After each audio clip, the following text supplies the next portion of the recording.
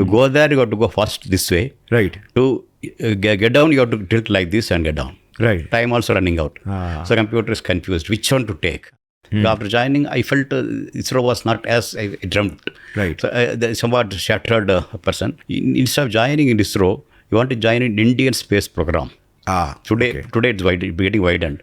Because today Indian space program is not only confined to the walls of ISRO. Minimum 1,000 crores is required, but we are given only 346 crores. So what is to be done, major thing is, elsewhere nominally people will make 4 models before flying first one. 4th model only we have flown. Right. So then I told within our team, we are not making 4 model, we are making only 1 model. Everybody laughed and got shocked. No, I don't believe in ghosts because I almost have seen the ghost nearer to nearer. I can tell you when I was doing my schooling. Like I know many scientists believe in God, but what is your particular definition of God? No, my definition of God, I used to tell jovially to Dr. Kalam, sir, you told the people to dream, but your own time, even if you would have dreamt yourself to go to the moon or Mars, not possible. Right. Because that's why even 2020 vision, there is no mention about mission to the moon or Mars. Right. But before 2020, we have done it. Guys, आज का podcast मैं बता नहीं सकता मेरे लिए कितना special है, क्योंकि आज हम लाए हैं द गौरव ठाकुर शो में एक incredible personality, the moon man of India, Padma Shri Mylswamy Annadurai ji. इनके बारे में मैं बोलना कहां से शुरू करूं. अन्नादुराई जी इसरो के 2 काफी इंपॉर्टेंट स्पेस मिशंस चंद्रयान 1 और चंद्रयान 2 के प्रोजेक्ट डायरेक्टर थे, और इसरो के सबसे पॉपुलर स्पेस मिशन मंगलयान, जिस पर याद है मूवी बनी थी, उसके भी प्रोग्राम डायरेक्टर रह चुके हैं. इनफैक्ट अक्षय कुमार का जो कैरेक्टर था इन्हीं से ही इंस्पायर्ड है. सो इन्हें बिल्कुल ये फर्स्ट हैंड एक्सपीरियंस है कि ये सारे सीमिंगली इम्पॉसिबल मिशंस इतने टाइट बजट और टाइम रिस्ट्रिक्शंस में कैसे इसरो ने सक्सेसफुली एग्जीक्यूट किया, और कैसे इन्होंने सिर्फ 40 महीनों में 30 स्पेसक्राफ्ट्स और 6 सैटेलाइट्स को बिल्ड किया. Unbelievable, right? इसके अलावा भी अन्नादुराई जी ने इसरो के और कई सारे प्रेस्टिजियस मिशंस में लीड किया है. इनके ही ग्राउंड ब्रेकिंग कॉन्ट्रीब्यूशंस के लिए 2016 में इन्हें इंडिया के 4th highest civilian award Padmashri से भी नवाजा गया. आज का वीडियो हर एक व्यूअर जिसे साइंस के एस में भी अगर इंटरेस्ट है ना, उसके लिए ये वीडियो कमाल होने वाला है, क्योंकि इसमें हमने इतनी इंटरेस्टिंग बातें की है. All the way from Chandrayaan 3 के उनके प्रेडिक्शंस को लेकर, उनके एक्सपीरियंस इसरो में एज अ स्टूडेंट आप कैसे इसरो को ज्वाइन कर सकते हो, and even some deep and controversial topics जैसे कि do ghost exist, does God exist, क्या हम एक मल्टीवर्स में रहते हैं, क्या एलियंस है, क्या साइंटिस्ट भगवान में विश्वास करते हैं, एंड मोस्ट इंपॉर्टेंटली हम इंडिया में एक साइंटिफिक रेवोल्यूशन कैसे ला सकते हैं. क्योंकि एज यू गाइज नो, जय जवान जय किसान के बाद अब जय विज्ञान ही बाकी रह गया है भारत में. एंड हाँ फ्रेंड्स, इस वीडियो में आपको टाइम स्टैम्प्स मिल जाएंगे, तो अगर आपको कोई भी क्वेश्चन ज्यादा इंटरेस्टिंग लगे तो आप नीचे देख सकते हो टाइम स्टैम्प्स में, वहां पे आप क्लिक करके वो क्वेश्चन को देख सकते हो. मे बी अगर आपके पास टाइम नहीं है, आपको पूरी वीडियो नहीं देखना है तो, बट आई हाईली रिकमेंड धीरे धीरे करके आप पूरी वीडियो देखना. मे बी 2-3 दिन में से कंप्लीट करो, बट जरूर चेक करो, because this is wealth of knowledge. So science का नाम लेकर चलो शुरू करते हैं आज का podcast. So welcome to the show, sir. So glad to have you on this podcast. Okay. I wanted to speak to you for quite a while. Thank you so much for coming to the podcast. So, sir, like now Chandrayaan-3 mission has started. And they say that after like 5 orbits around the Earth, it would eventually slingshot to Moon. And then Moon will catch it. So what feeling do you have about this mission? Like, because you've been an integral part of Chandrayaan 1 and 2, and now it's 3. So what feeling do you have? Do you feel like this time we'll be able to do it? Yeah, because I told the first time Chandrayaan 1 made the baby step like this, we told our baby is going on the way to the moon. Now this third baby is following the footsteps of what the his elder brother has done. Yeah. So I think he has a good feeling. So what started is going in a very, very healthy way. So in short, can you explain what were the problems that we faced during Chandrayaan 2 and how they have overcame it in this Chandrayaan 3? Yeah, Chandrayaan 2, you look at here, whatever we have done Chandrayaan 1, that portion has come up very nicely, like launching from Sriharikota, a highly elliptical orbit, with then 5 sling maneuvers, reaching to the moon. Again, elliptical orbit, reduce the orbit, get to 100 kilometer polar orbit. I think until then everything went exactly the same. Because there every time, whatever we do, we look for whatever we have done is matching what we targeted. Yes. If not there, it has a corrective action that time. Right. So this went through all along up to 100 kilometer polar orbit. So from there, Chandrayaan-1, we sent one probe, just simply thrown. It didn't have a soft landing, but targeted place hitting. But this time, similarly, a soft lander, Chandrayaan-2, has been pushed out. Then that will have its own course of action to go down with its own thrusters, reduce the speed, and acquire a targeted place. So this is the overall target. But here also, it is commanded, computer, this particular time, this particular orientation, this particular position to get is to have particular velocity. So you keep on changing the velocity to match for whatever targeted. It looks, because nominally engineering point of view, some tolerances will be there. Small deviations accepted. But that it looks that corridor is slightly wider. So it was every time was deviating. But when reaching to the final destination of 500 meter by 500 meter, I think the deviation went much beyond its thing. It can be corrected at the last minute. So at the last minute when it's coming near 500 kilometer, if 500 meters that targeted place, we are supposed to orient like this. Then you, with dropping velocity, firing the thruster, you should try to reduce. That is the requirement. But now you are slightly further away. Time is running out. Yes, reducing the velocity, it has come closer. Now you have to turn as well as to go. So this is a contradicting requirement. To go there, you have to go fast this way. To get down, you have to tilt like this and get down. Time also running out. So computer is confused which one to take. But by the time everything has happened. So this is a real dead cell. But now Chandrayaan-3, now it has been corrected such that yes, what we have done from Earth to reach to the moon up to one polar orbit, whatever you target, you check whether you attained it or not. That every instant will be done now. So Chandrayaan-3, from 100 kilometer going to 300 meter, 30 kilometer. From 30 kilometer, it's trying to reduce its velocity, go to that targeted place.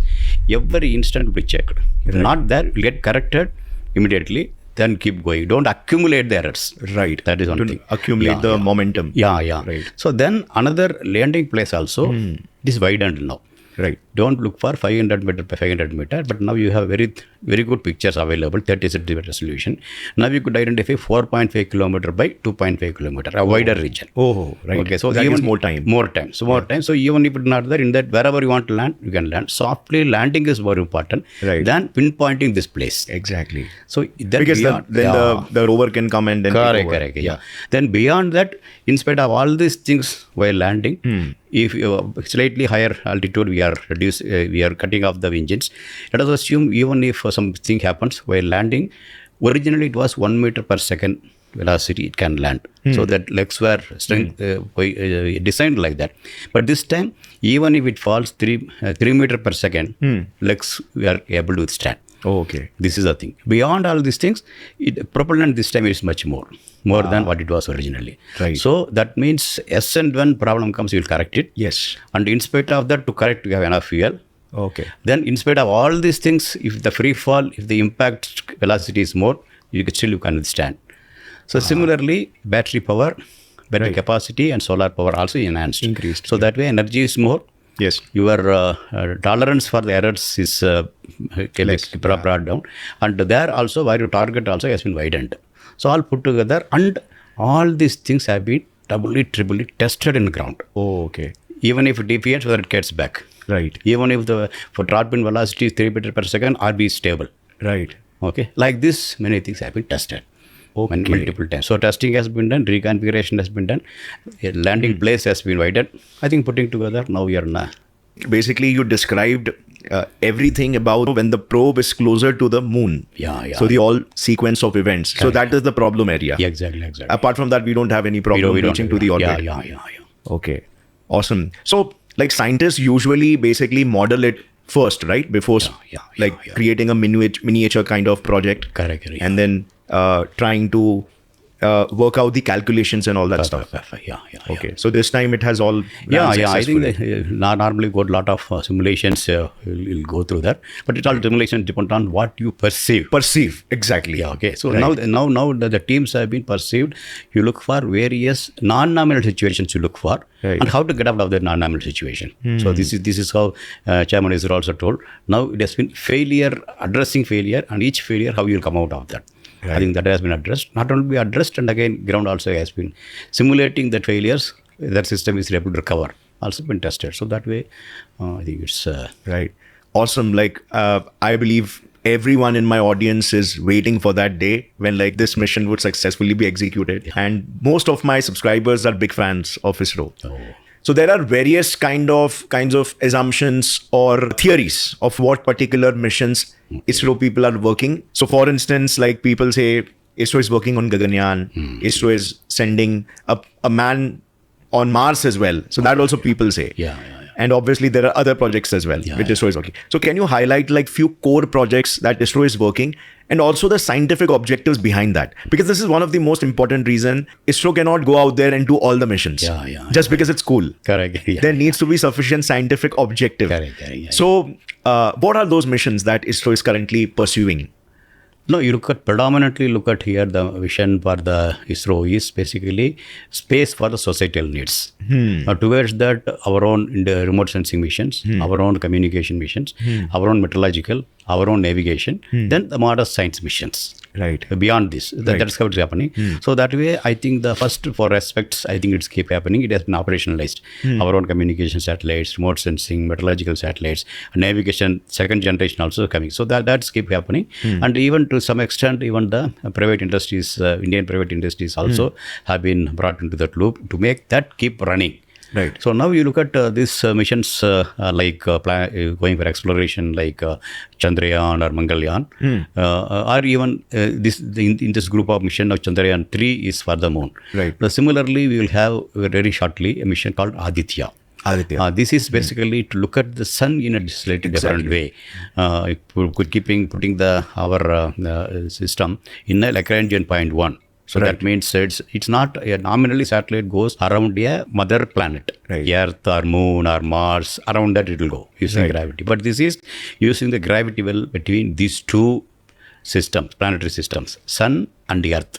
Right. So the gravity pool it comes there, the Lagrangian point around that, it is more like gravity well, you assume. Right. So around that also it's possible to put a probe. So now our probe will go either this August or next August for going for the system is Lagrangian point. So this Aditya is going to be happening that. So that is looking for the chronography. That means the sun itself, you need to be studied much more. Right. There are some gaps are there. Yes. Why the chronography beyond the surface temperatures are going much higher than what we are supposed seeing on the surface. So this set of studies will happen. So for the Aditya mission is going to be like that.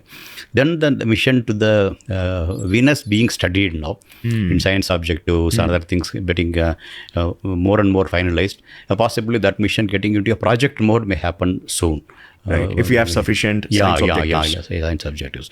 But follow on to the Mangalyaan, I think it's still science objectives point of view. I think still it has not well coming out. So whether lander you have to put or the mission to close to the Mars you have to put.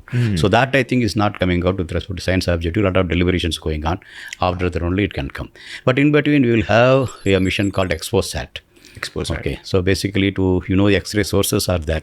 Various from the cosmic systems point of view. But even that, the emissions point of view and its characterization and the nature, things still, yes, some gaps are there. So to study that, I think we have Raman Research Institute and other scientific bodies in India, along with ISRO, coming out with a mission called XPoSat. It will carry two science instruments called POLIX, polarized polarimeter for X-ray, and X-ray spectrometry and timing system. Okay. So this combination will give a new idea and a new thought process. Probably we can come. New measurements will come. So this is another mission being identified now, and the people are working on that. So these are all the immediate short term we will be seeing as the missions. Apart from the missions meant for our societal needs. Right. The satellites and all that. Yeah. So, like, what about Gaganyan? Because I'm very confused about that. Like, some people say it's gonna happen, and some people. So it's like most of the people are confused about that. So, are we doing Gaganyan, sending a person in space? Yeah, I think you're one step ahead. Yeah. Basically, now you look at here, even this when the mangal, the latest Chandrayaan-3 when being launched also. What is needed is when you are launching, launch system needs to be man-rated. Right. Man-rated calls for additional safeties, additional requirements, so that when it is there, vibration levels contained, custody contained. So it's many things are there. Right. So towards that, I think initial steps are being taken, and one by one systems are being tested. A part of that has happened in one of the engines in the during this latest LVM3 itself. Right. And parallelly, good number of systems being tested, configured. So the one side man-rating the GSLV Mark 3. Okay. Another side, the GRU module coming up. And these two put, it's in Bangalore only, no? It's in Bangalore. Right. So the GRU module will be taken up. I think sooner or later that GRU module, unmanned GRU module, going to the orbit and bringing back safely. I think it's going to happen there. So this is one step ahead when this is coming. For that, you need a couple of such tests to be done there before really our Indians going into the mission is concerned. I think this is fairly good on the track. One side, launch vehicle getting man-rated. Right. Another side, the GRU module is realized, and trying to see whether you can put the 3 humans there and its environment studying point of view. I think one step at a time, I think it keep moving. So basically, like, the properties of vacuum is very different. Like, it's very dangerous. Correct. So we need to be very initial sure. vibrations and getting back also. Right. We need thermal protections when it's coming back. Kalpana Chawla, when he's coming back, whatever the problem happened. Right. Okay. So even one tail has gone off. The shuttle, such a big shuttle, the whole system it can create a problem. So definitely you have to test be and very retest 100% sure. 100% sure that we are able to launch a human and we are able to safely get back the humans back. So that is a paramount important. So that various tests are going on. With all things together, it will be okay. So now, sir, like, so I've watched the movie, right, Mission Mangal. They say that the character which Akshay Kumar played, it was inspired on you. Yeah. The character is very like casual and jolly and not taking much stress, you know. So do you think like that character strongly resembles you? And at the same time, the problems that were faced during the missions that has been shown in the movie. So do you think it's a fair resemblance of what it was, or like it's little, I would say, amplified for the purpose of entertainment? No, I know that because like since I met you, you're very calm and you're very very jolly. I understand what you're telling. I understand, but it so happened the director of the movie happened to come to meet me and was in the satellite center and meeting me and a couple of the our colleagues also. So he had taken the core of the theme correct. Of the theme, because at that point of time, after the Chandrayaan mission, we were struggling to get what to do, what to do. And Chandrayaan-2 hardwares were ready. That mission cannot go forward because of Russians have dropped out. So within ourselves, we had some fix. So that time we came out with the idea, using the hardware, we can go to the mission Mangal. Right. Okay. That's how that core of the idea is reasonably correct. Yes. And the way in which he is trying to put it. Basically, of course, I'm not as casual as that, but I'm not a serious person also. And used to be with the people, with the team. I am basically a person of along with the team only. So that reasonably good, but probably somewhat cinematic to show to match for like Akshay Kumar. Protagonist, like larger than life. Like I think in situations like this, that is very important. Like how you handle stress and all that stuff. That person is correct, because I used to serve masala dosas. They put a buri they put there. Okay, this Bangalore known in masala dosas. So masala dosas not making, at least bringing from there and eating all together, sitting eating. These sort of things we have done there. But masala dosas has become a buri there. Like that, it's fine. So you have been a director of most of the major missions, like which ISRO has done. A director means also a leader. And like you require a lot of leadership skills. Plus at the same time, you require technical precision. And not any of the person or any of the team member can make any mistakes. Otherwise, like it would create a lot of inconvenience for the entire team. So how do you how have you handled the situations? Like how was it working as a director on the major missions when all the eyes are on you? Okay, fine. And at the same time, there is performance pressure. There is also maintaining the good relation with your people, with the team members. Yeah, I think that's a very nature of ISRO. I think brought me into that. So when I joined, many places I told that when I joined, the director of ISRO Satellite Center, Professor R. Rao, from which sir, I retired 40 years later. So there I made a proposal of so-called software satellite simulator within the 2 weeks of my joining. So after joining, I felt ISRO was not as I dreamt. So there's somewhat shattered person. But instead of telling this is not the place where I can do. I written what I can do in this place. Rather than what I can do, what this place can do. I think I written that way. So then one Friday evening I'm giving, Monday morning I'm getting a call with the note, if you are ready to take this responsibility and do, I am clearing this. So it is where I told what can be done by the institution. He is telling, why don't you take and do? Just 2 weeks of my joining. Okay, that was really shattered me. So then I think I struggled and I took the challenge. I struggled 4 years and made it something. So that is one thing is that leadership is ready to listen what it comes from there, that listening. And not only that, and they are ready to give them responsibility to you. Okay, this ingredient is given, this is the place where you have the chance to show what you are. And there are the people to watch what you are ready to do. And there are the people who want to do it, ready to recognize and reward you. Yes. This spiral is one thing. He was there. So that means he was able to judge me what I am. He was able to judge me whether he can do it or not. He was able to judge me that work, whether it's worth it to pursue. Exactly. Okay, so this is the ingredient you have to possess. You have to get the place like that. So I think that is a bottom line of my growing all along. So you look at there subsequently also, definitely being in the satellite center, you have those various systems, telemetry, telecommand, power system, structural, thermal, and whole system, inter-system coming, onboard attitude control system, sensing system, so many are there. So you cannot isolate yourself being an excellent in one area. Exactly. That is not possible. You want to be a leader. Yes. Okay, so that definitely you need a generic overall idea of that. So I think I put my all efforts where it's being fabricated, where it's being tested, where it's launch happening, after launch to get the data and decipher what does this mean. So this the whole gamut of the satellite systems. I think you have to pick it up. Once you pick it up, only once the responsibility comes for you to build the satellite, you will be able to identify who all can do what. And how you can delegate the work for them, and how you can monitor whether that work being done there. If something's lacking is there, how you can strengthen it. And if something is not happening, what is the type of plan B you can have? Yes. Okay. This is the whole thing. You should keep taking it in a way. So that means it's a eagle's eye. Eagle from top you can see wider. But when it is to focus, just to focus. Exactly. Okay. That means you should have wider view of both the spectrum of what's going on, what is expected to go. If something is not going, you must be able to earliest. You should be the person you should know and how to attend to that.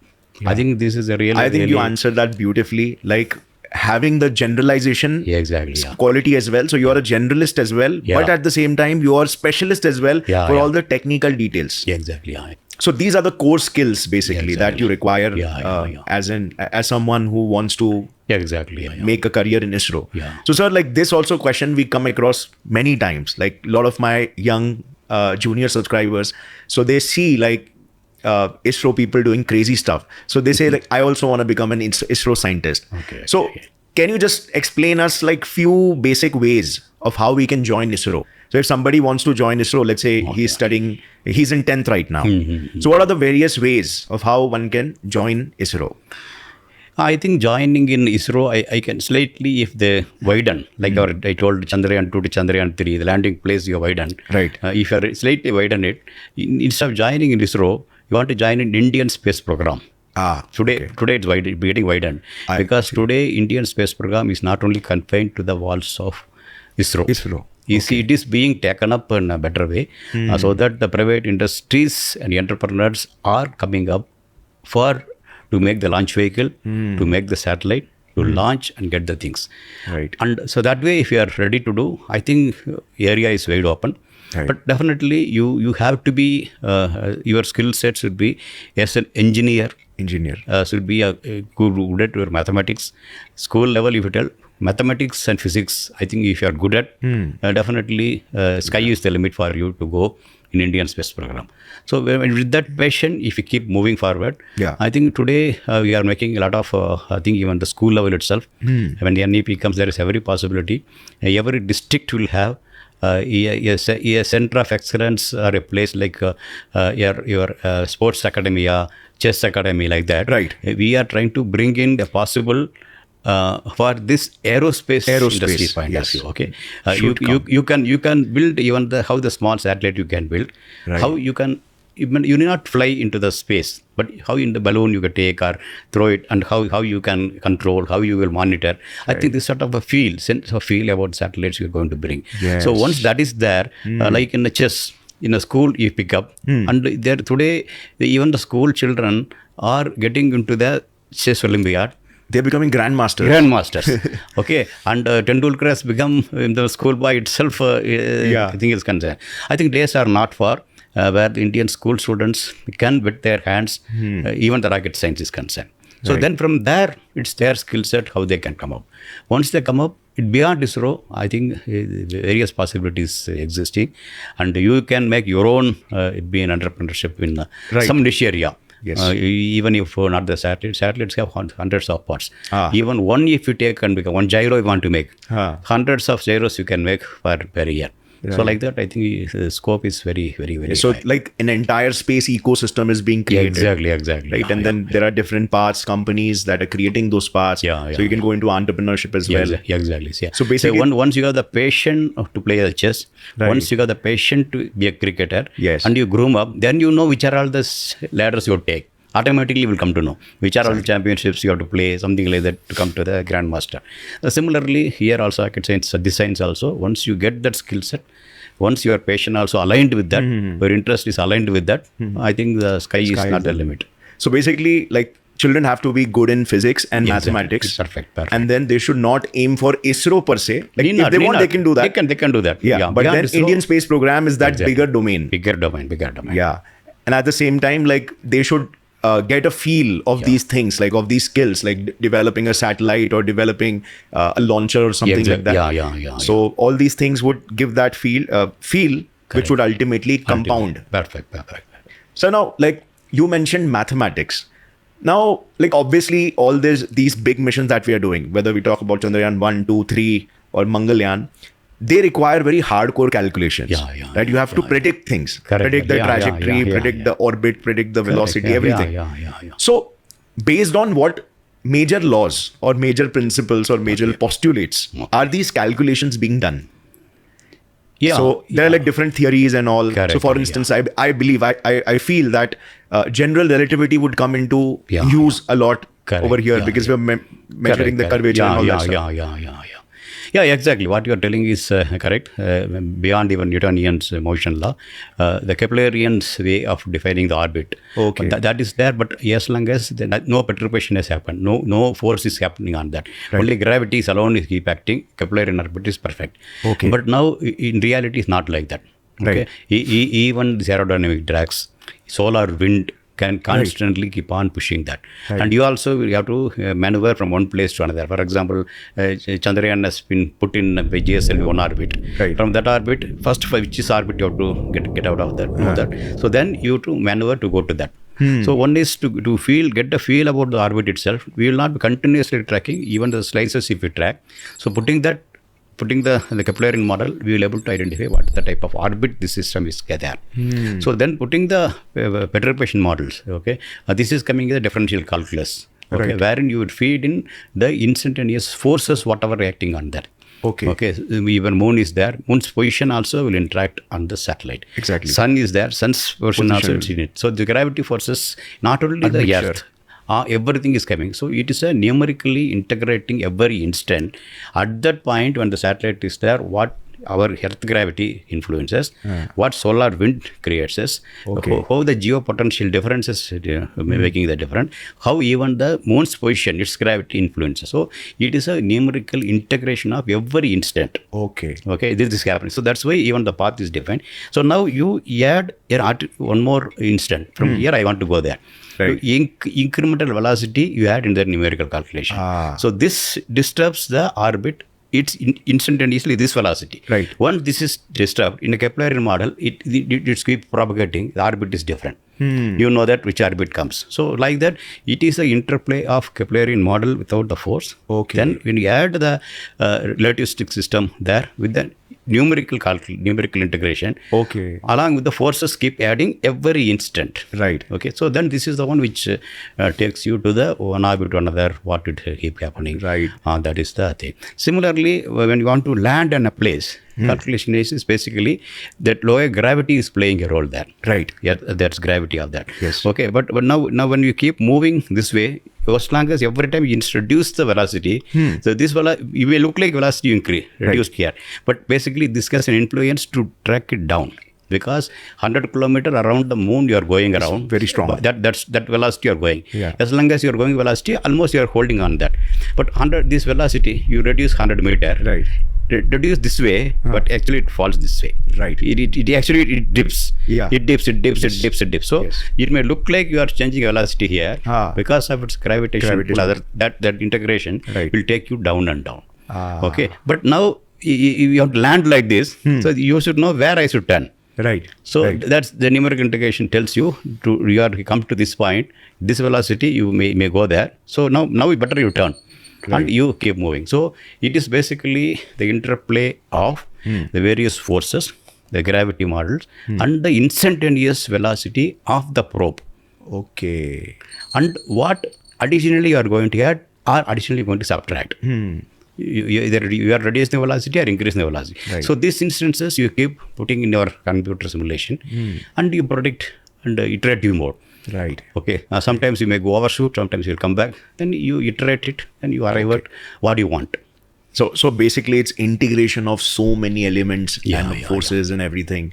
Like it's very complicated, I believe. So all these calculations are done in machines, like in computers? Yeah, in computers. Okay. So there are softwares that you just have to put in the values and stuff. Yeah. Basically, this is though analytically we could have arrived at the thing. That's why initial assumptions we will put. Yeah. Analytically we will have something field. So with that thing we will feed it.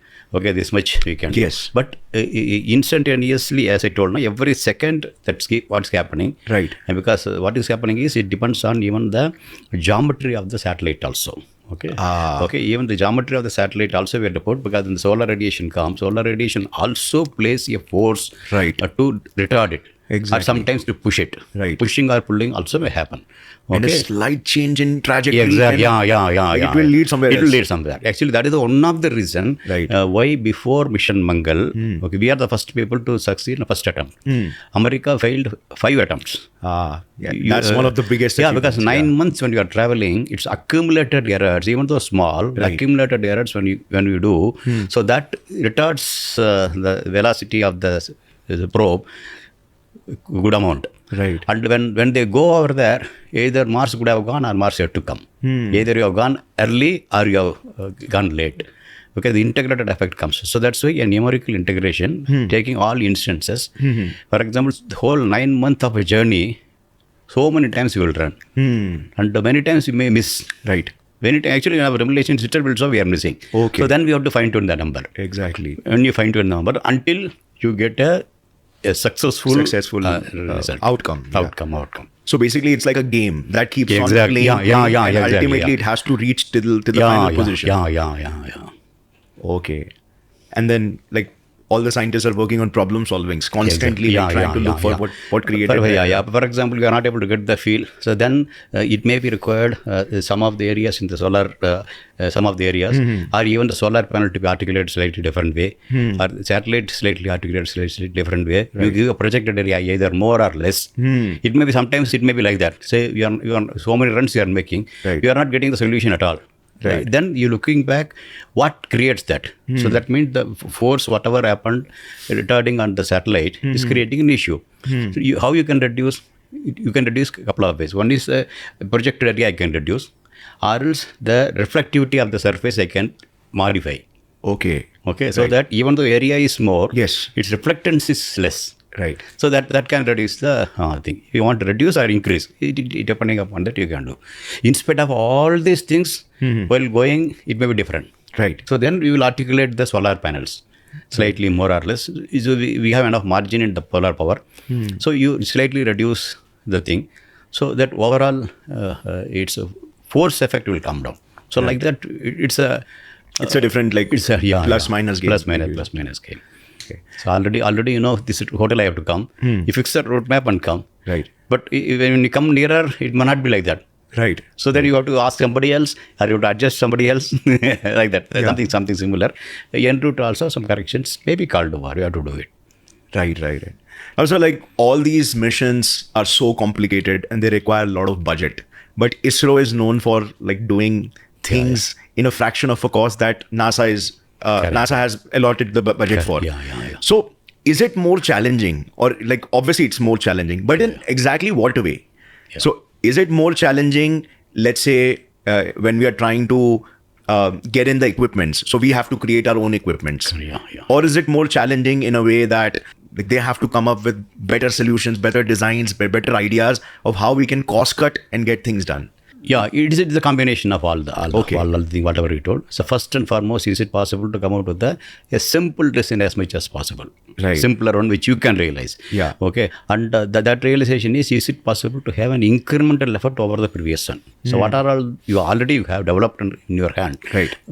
How much maximum you can use that here to configure the system. Yeah. With a budget point of view, and you are doing. So which are all the things you are not able to do? Right. So either you have to acquire or you have to buy. Okay. So you have to apportion that numbers there. So then while doing all these things, the standard thing, as far as I'm concerned, whatever we followed, which originally it was questioned even within in-house also, but I was strong on that because to get the budget, because we cannot ask for escalation of the budget. I was very clear about that. Chandrayaan-1, whatever government has given, that itself we should manage. Yes. We should not ask for a penny more than what has been given. Right. So for that to make, definitely I know it is whatever they are given, minimum 1,000 crores is required, but we are given only 346 crores. So what is to be done, major thing is, elsewhere nominally people will make 4 models before flying first one. Fourth model only we have flown. Right. So then I told within our team, we are not making 4 models, we are making only 1 model. Everybody laughed and got shocked. Right. I told, you can't help. Okay, this model, we will make it perfect. So whatever the engineering model, their qualification model, functional model, then the flight model they will make. Right. Instead of that, basically only 1 model. That model has to work. So let us do all the simulations, what all possible in our hand. Right. Okay, but you make only 1 model. So this is the first one. Second thing is as much simple as possible, even that final one. Right. And as much as systems, what you already have, is it possible to use that? So then reasonably good allowance for the procurement or were in-house doing. So this is the thing we have done. And beyond all these things, we wanted to use the available launch vehicle. So I would have asked for GSLV, but GSLV cost that time would have been more. But I waited for some more time also. So PSLV is available as it is. If you do that, we can do it within 3-4 years. Right. So original schedule was maybe could have been 7 years. Right. The schedule also will make overall expenditure. Exactly. Schedule also make it off and make 1/4. In 4 systems, you make it 1 system. Right. So this is a major thing. Right. And with available launch vehicle, available hardware, maximally you do it. Right. I think that is a nutshell of that. So basically, PSLV has very less fuel carrying capacity, and GSLV has more. So that means like you cannot go wrong with the mission because you're constantly readjusting like as per the trajectory. Okay, cool. So that's way Chandrayaan-1 made a benchmark. Okay. Now with that, if you keep doing, actually not many people are aware. Subsequently, as a program director of Indian remote sensing satellite missions, right. We even argued instead of giving budget. After that, some bargaining power has come after Chandrayaan-1 for us concerned. Right. So instead of giving every satellite budget approval, why don't you give the series of satellites? For example, a cartoon series of satellites we made. When we told you give the money for 3 satellites to together. So that will help us procurement, making the machinings, everything he will help us. And so that way we asked for, a government agreed. Because that money, whatever we told is, one satellite into 3, minus some percentage I gave the money. So if 3 satellites you make, you will get some money. 10% of the less money, we can make 3 satellites. So the government agreed it. Right. So, but we made, out of the 3 satellites, something can go for. So this time I made 3 satellites, 1 spare also. All 3 worked. So the spare, almost free of cost, we launched. So 3 satellite cost, originally itself less. Right. With the 3 satellite cost, we made 4 satellites. Exactly. I think that is never ever you buy 3, 1 free. Even satellite, I think almost we have done it. So that way, I think we are clear about how the cost can be contained reasonably well. I think that we have done it time and again. Right. And I think like problem solving with less resources, you know, under very, under a lot of restraints, I believe that develops a lot of like good technical skills as well, like problem solving skills. Correct. So over here, this is one of the advantage, which is like a blessing in disguise for ISRO people. Exactly. You are driven to the wall, you have to excel. Exactly. Almost like that. Because like if we have the budget, like a lot of space organizations can do it. Can do it. Exactly. But what about if you don't have the budgets? We have to now think like 10 times harder to solve that problem. So because within the organization, people know, because this is a God-given opportunity. Though we are in India, we are given such opportunity. Okay, how to maximally make use of this opportunity? Exactly. I think that is the real crux of the whole ISRO system. And I think, sir, this feeling which you have now, this is very like, you know, transparent and honest. Because like, we live in a country wherein like there are so many poor people, right? People living below the poverty line. So we have this opportunity that at least we can launch our space mission. Correct. Right? So that's why like calling out government for allocating more budget, because there are other problems as well, which a bunch of other people are facing. But eventually, I believe the budget would slowly increase because of these qualifications. You think about the people spending huge amount to visit and have a look about what NASA is doing. Right. But you think about a situation where you are given opportunity to work in an organization like that. Yes. And you are being paid also. Exactly. What else you need? Right. I think that is the real feeling. Me and my team. And I think that a passionate science lover and that would only be able to feel that, you know, getting paid for something I love. That's a God given. It's very fulfilling. So like this brings me to another question. Like, what is the meaning of life for you? Like, you are a scientist, and I want to like ask from a perspective of a scientist, because see, like in my view, meaning is something that you give to your life. We try to create reasonable stories to give a specific reason to our existence. So what is meaning of life as per you? No, I think still that search is going on, I can tell you. Definitely, there should be a purpose. Okay, there should be a purpose. When you and me are sitting, we are not knowing you on our back. We have not met each other. Right. Okay. And now we two are sitting for some purpose only brought us, some reason only brought us together. Right. So now you try to connect and try to understand why I am here, what I have done. So this why, what, where, when. I think this question is not only in science. Science can only answer how. Why. So that I think is a really a mysterious thing. That is the one which makes us to be alive. Right. Once you know that, I think I don't know whether we are alive or not. But I think it's a really a sense of a feeling. But everyone's life has its own purpose, I feel. Where everyone has a purpose, everyone has an opportunity to do something. But by and large, I feel when we live, we should have something done to this world, such that that should be better than what we came here. I so used net to tell, positive. I used to tell, indirectly I used to tell other way. Every year, somewhere or other, I used to be hoisting the flag, national flag. Every year, I used to think this year this flag is at least slightly higher. It is flying. For that, I also contributed something. Right. So this feeling should be there with each and every mind. I think I feel every moment has a purpose. Right. And live the life to the fullest. To the fullest. Right. A life full of like duty and contribution. I believe. Exactly.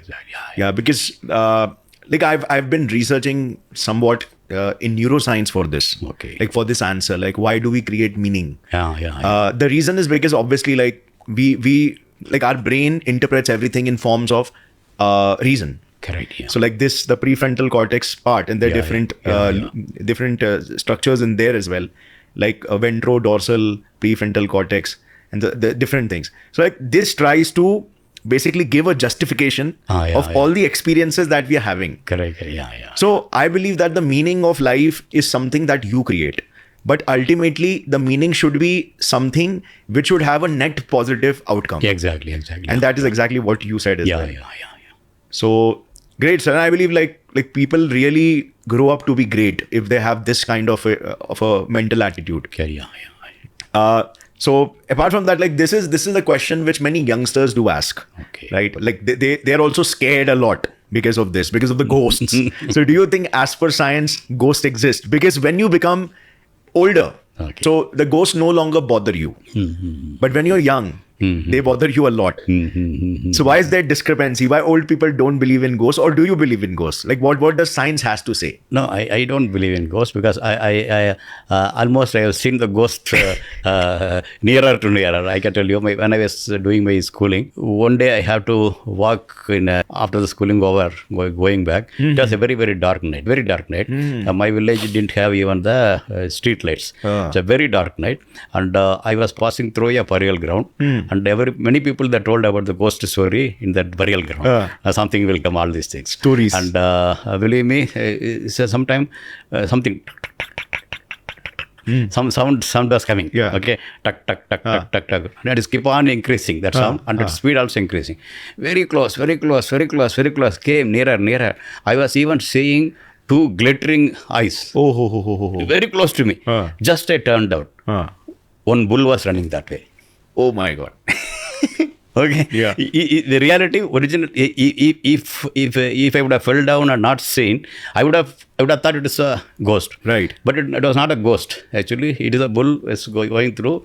I have seen that in that way, but it happened to be near the burial ground. Right. So I would have connected that way. Yeah. But that day I was listening and trying to see what it is. Today I'm going to see the ghost like I was thinking. Right. The sound also coming that way. Right. That means I can see it better also, I was thinking. But it so happened it was very closely this way. You made that sound also. What is this ghost is make a sound also. Ghost is exhausted. Just I turned, that bull was running. Then the villagers are keep chasing to that. Okay. So that was my close encounter with the so-called ghost. Okay. So yes, that means whatever not explained. Exactly. You may put it as a ghost, but that is the thing.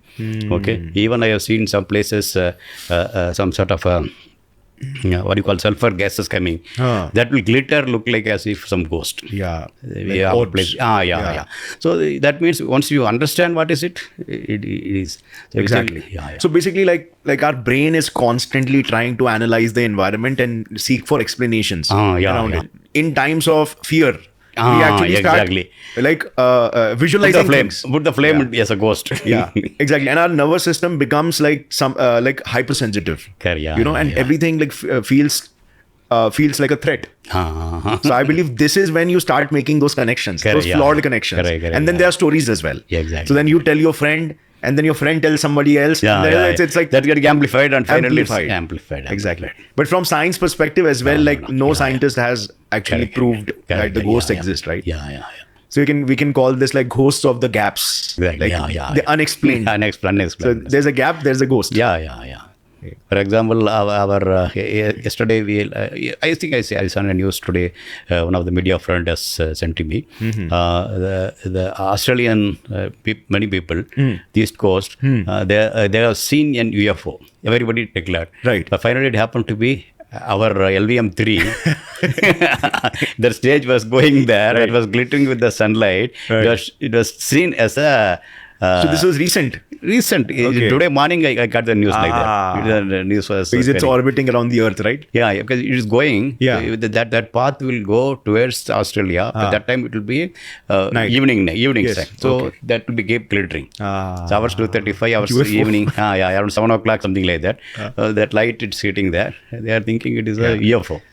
Right. It is like that. So, like, what about the UFOs? Do you believe like there are UFOs somewhere around the earth? Like a lot of people say that. I cannot tell. No, but as of now, what all they have seen is looks like more like experiments. Right. Okay. Or else unreported. Yes. Okay. Right. Like whatever yesterday, LVM3, the short stage, what people have told like that. Something like that. Most of them, I think it's. And then there are clouds as well. That you know. Correct. Sometimes it may look like that. Yeah. So sometimes it it will make such a things. So most of the times it happens like that way. Right, because there's so many countries, so many space programs exactly. experimenting. So constantly recently, the Chinese balloon was going all around US. Right. All around US it was going. Finally they shut down. So that balloon also people could have misinterpreted. Right. So like talking about aliens particularly. So do you believe in the observable universe, there is a possibility that there could be aliens, because then there is this paradox one that galaxies are moving apart from each other at a very fast pace because of dark energy. Right? So if there is alien in galaxy A and we are here in a galaxy B, so then we cannot communicate because they are moving apart faster than the speed of light. And we communicate through light radiations. So do you believe like there could be aliens across in our particular observable universe? Yeah, I think the theory of probability tells yes, possible. Because when we have near the sun, and out of this nine planets, habitable zone is there. Like this habitable zone, thousands have been already discovered. Right. Okay. When our Earth, when the life form has come, why not other places? Right. Life form may be waiting to come. Life form could have come. Life form could have come and gone also. Right. And maybe more intelligent than us, or maybe many possibilities exist. Exactly. So because when we have more than so many numbers of exoplanets have been discovered already, and the possibility exists. I think probability indicates yes, possibility exists. Like once this quantum computers come in full force, then we'll be able to like come up with different designs and different possibilities of how aliens could potentially look like. Correct. Because we are trying to see like that, we find that prototype stereotypical alien that has big eyes and then like jadoo type it appears. But there could be aliens in like microbial form. Possible. And they might not even have DNA as their core replicating molecule. Because even what we can see is only limited spectrum in the light. Right. Okay. Right. And what can be exactly. And what we can hear also very limited in the sound. Right. So there could be some organisms that could proliferate in X-rays. Or in gamma radiations. We don't know. So like, what is your thoughts about God? I know many scientists believe in God, but what is your particular definition of God? No, my definition of God is basically, you look at that. That is also one of the things we have to look for. We cannot tell as of now, because the good number of, we have from the younger age, we have been taught like that. We have shown like that. We have the scriptures like that. Because of that, yes, when you are growing it up, you may be doing. But when you are grown up, when you are questioning for everything, right? Okay, so this also comes under the question, right? Okay, until you become answer, that question remains the question. Okay, so when very unexplained things happening, which you are not able to comprehend, which you are not able to understand, probably you may put a blame to God.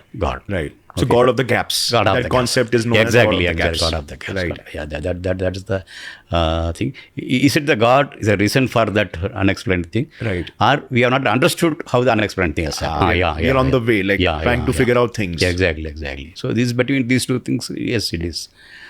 So now you put unknown as X. Okay, in mathematics, maybe something like that. Right. So there could be God or couldn't be. Like, but science so far hasn't found evidence. Am I correct? Yeah, exactly. Like if I talk about like my definition of like, I personally believe that today, because there are so many, I would say, ideologies which people believe in, which are different, like totally, because one ideology can be totally different from other. That is why it has become very important for you to question everything. Correct. Yeah. To seek the truth for yourself. Exactly. Yeah. Right? Because like it is basic logic. How can 300 things be all correct? That's not possible, right? Truth is one. Yeah. Exactly. Yeah. So how can 300? Because there are 300 different ideologies. Exactly. Yeah. Right. Yeah. Exactly. So that's simple logic. Yeah. So I believe science is one of those methodologies wherein like we have this opportunity to actually question in a very cause and effect rationalist way. So that is usually my message to the youngsters. I agree. In a way, yes, I agree that. But when we are not able to comprehend something, right? Okay, until you understand, you saw something. And I also believe that God is a simpler story. Yeah. So for instance, like people see when you're trying to find answers, like scientific answers, you have to take a lot of efforts, exactly, lot of observations. You have to go through a lot of failures. You have to create a lot of hypotheses, correct, 1, 2, 3, and like it is a very tedious process. Correct. But like labeling anything as God or ghost, it is a very simple story. Exactly. Right? Okay, there's a God. There's a ghost. Who did that? If it's something wrong, ghost did it. Who did that? If it's something good, God did it. Right? So I think like we humans have much more capability than that. Rather than going for the simpler stories, let's figure out like how objective reality is. Correct. In its microscopic level. Yeah. I agree. It is basically shedding your responsibility as he has access, he done, why he has done. Yeah. But as long as you're not...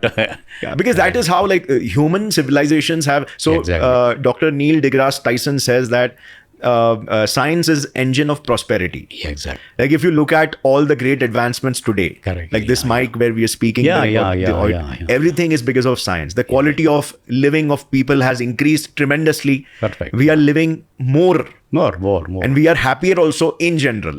In other way, if I want to tell you, sometime back, if in movies and other things that tell when the God is living in the so-called Swarga. Right. Swarga will be like something like this. Yeah. Wherever you want, you can fly. And wherever you are there, you can talk. Exactly. Correct, no? So whatever you want, it's available to you. Yeah. Okay, you order it, it comes. Right. Okay, so these are all the things, these comforts were considered to be available in the Swarga once upon a time. Right. But now it is happening in... We are experiencing it it's today. happening today. So now the concept of Swarga is also changing. Yeah, correct. It's like it has become now that you won't feel any negative emotion. So you'll only be happy. Correct. Yeah. Like you'll only be in a state of bliss and eudaimonia. Correct. Yeah. So like obviously, but at the end of the day, if you look at neuroscience, so if there is happiness, there would also be sadness. Yeah. Because they are day and night. Two sides. Yes, day and night. Two sides of a same. Correct. In order for you to experience happiness, you need that. You need to be at least neutral or sad. Correct. Yeah. I agree. So that is like logically not possible. But this is a very, very great point that you made. Like once upon a time, this was the belief that Swarg would be like this. Yeah. And because of science, we have created Swarg on Earth. Yeah, correct. Say, flying from one place to another, considered Swarg. Now air has come. But like why air? Tomorrow, even the space travel will enable you to go to the moon. Right. Okay. Now, that is in your reach. Exactly. Okay. Going to the Mars, possible. So, all put together, if you look at that. So now our mind keep moving forward. So there was this one like called Kardashev. He has created this hypothesis that of the types of civilizations different. Okay. So type 1 civilization, type 2, type 3, type 4. So currently we are not even type 1. We are type 0. We'll become type 1 when we'll be able to harness all the energy. Okay, fine. Yeah, on that is falling on Earth through sun. So all the energy that reaches on our planet, if we are able to all that energy, then we'll become type 1 civilization. So then after that, there's type 2 civilization, which would be able to harness the energy of an entire star. Okay. So Dyson spheres and all that. Like it's very fascinating that we humans, we apes, we monkeys are able to leap across so far in the future. Correct. Currently, sir, many scientists are looking for a unifying theory, like that big theory that can unify general relativity, like which explains the motion of the objects on a macro level, and quantum mechanics, which explains the behavior of subatomic particles in a micro level. So do you believe, like as of now, there is a particular theory of everything, which is a contender of actually living up to its. Like right now, there are various theories. Yeah, I think multiverse. Yes. Like that, it keep happening. Yeah, I also believe. I think somewhere we'll able to connect it there. For example, even the Big Bang need not be an isolated one event. Right. For example, simple as that is the energy where it releases. That's what coming. Why it should be one shot? Yes. Okay. Yes. Even earthquake, you look at here. Yes. Nominally, we'll see that earthquake comes. After that, 2 or 3, one more also follow, another more follow happening there. Right. You think about such a scenario. Okay. It's not one shot, one to another gap. Right. So there is a very possibility with the small gaps, 2 universes forming. Origins possible. Okay, that's we are not talked about, because we thought about this universe has come from Big Bang. Yes. Whether after the Big Bang, whether anything was remnant was there, energy to make one more or one more. One such thing is I think. And looking at the our own the level, the stars formation, then its eventual nebula forming until it's bursting. So similar thing, possibility of existing for this universe also. This is what cyclic theory talks about. Right. Now you combine these two things. Okay, combining two things, the multiverse of various, not even parallel, various time frames also possible. Okay. That means one Big Bang creating not only one universe. But Okay. a sequence of universes. Sequence of universes possible.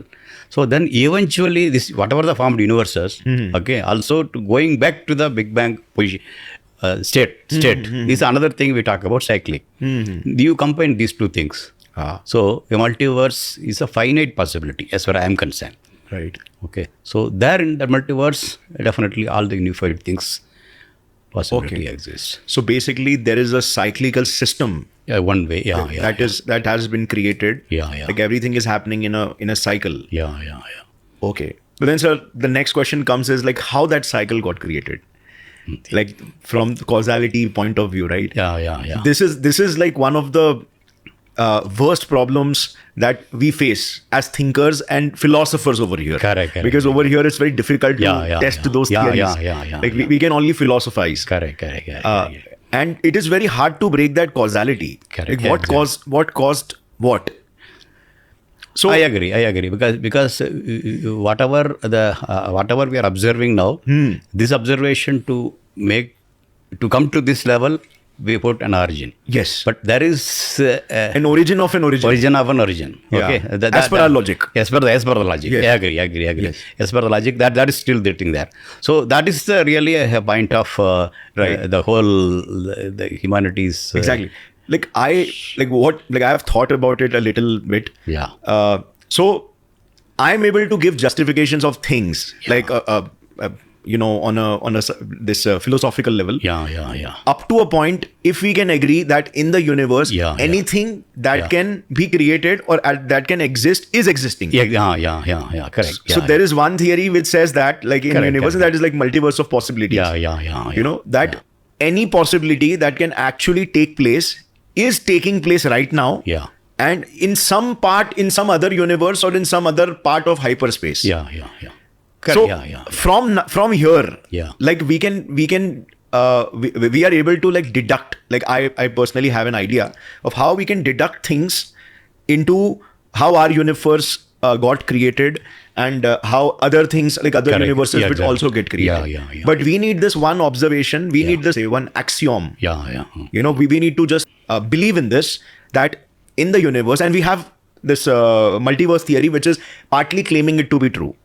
That, whatever, because in universe, there is only one thing that can happen, that is possibility. Correct. So in universe, you can only measure possibility. Correct. Yeah. Possibility is the currency of universe. Whatever can happen is happening. Because if you look at the in the quantum level as well, like everything, particles are coming in and out of existence.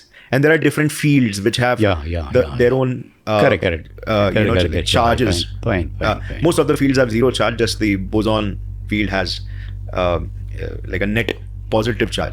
So like the question is how these like activities are being generated. So probably the fundamental nature of the universe is such that anything and everything that can happen is happening. So universe is this symphony of possibility / activity. Yeah. And from there are certain systems that are being created. Some systems are stable systems and some systems are unstable systems. So stable systems can exist in time for a particular period because they are stable. And unstable systems are something that cannot exist in time. That can manifest into something else. Yes. It can manifest into something else. Like there could be a universe where there is no nothing. Correct. There is just it's just a ball of plasma, for instance. It's not stable. Yeah. But here we need to also question like complex numbers. You talk about real and imaginary. Right. Something like like what is the definition of stable? Let's say. What is the definition of a stable system? For example, an organism that has developed its morphology.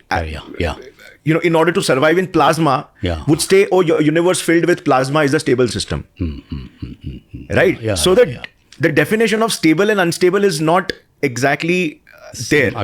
The definition comes from our neuropsychology, which is tied to its evolutionary roots. Correct. Yeah. For us, the priority is to survive. Correct. Yeah. That's correct. And because we want to survive, we also want to predict things. Correct. Yeah. What will happen? And because we want to predict things, we care about only the stable systems. Systems based on which we can create mathematics and we can create theories. Do you think like this idea, or it's just a daydream, or it can have some objective truth to it? Because it's obviously very difficult to test. And science believes in evidence. Correct. No, that's correct. That's correct. For example, you look at here, even we talk about gravity. Right. Gravity is basically with observations. And we have formulated and whatever it came out. Exactly. And you look at the even to show the gravity, the force itself, a lot of struggle is there. Yes. Okay. Gravity. Two definitions. Einsteinian definition and Newtonian definition. So this is one side is observation and fitting for the observation. We are trying to do one thing, and even mathematically formulations also. Right. So for example, you know that keeping the Earth at the center also, predominantly with observations of the planetary bodies, they were able to explain. But it was a complex way of explaining some of the planets going retrograde, and it has its own motion, cyclic into cyclic, what there. So, but that the whole thing, it becomes simple when you bring the sun into center. Right. The whole planetary body motion has become simple. Yes. Okay. So that way, you look at here, even to understand the gravity, two different ways talking about. That means something more needs to be seen. Right. Okay. That's what happening. So basically, the more and more is science is about the whatever you observe and whatever you understand. Okay. With that, I'm saying. Right. But when I see here, I'm seeing only a front of you. I'm not seeing 360 degree of you. Yes. Correct, no? So and there could be many dimensions as well, which we don't see. Yeah, exactly. Which we don't see. So whatever we have seen, whatever we observed, with that we are postulating. Right. But we have not seen, but we have not observed, not come to our observation. Right. So then it is not fitting into the thing. Okay, but that also will influence. Exactly. That also will influence. Exactly. That also will influence. And we care, like we are biased towards stable systems. Because stable systems can help us predict. Exactly, yeah. Which is linked to our survival bias. Yeah, perfect. Yeah. Right, Exactly, because that's like we as human beings, we only care about survival. Exactly, we are doing science so that we can survive and thrive. Yeah, exactly. See, so there could be other things, like they say that 96% or 95% of the universe is unexplained because of dark energy and dark matter. Yeah, correct. But that our day-to-day life, it is not. It's not affecting. Not effective. Yeah, because we have optimized all the systems, all the stable systems, which can help us lead a good life. That's. But then we are not able to figure out the unstable systems, which we don't yet, like, which we are trying to, come up with different mathematical models or explanations behind that. So it's one way, it is not helping our day-to-day life. Another way, we are struggling to comprehend that. Exactly. We are able to try to... Perhaps maybe that is an unstable system. Yeah, exactly. Yeah. Perhaps.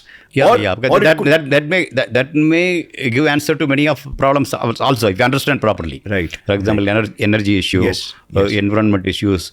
Possibly it can answer, but we are not able to correct that and comprehend it today. That is the real crux of it. So there could be like two possibilities. One possibility is either it could be a stable system, which we haven't been able to understand.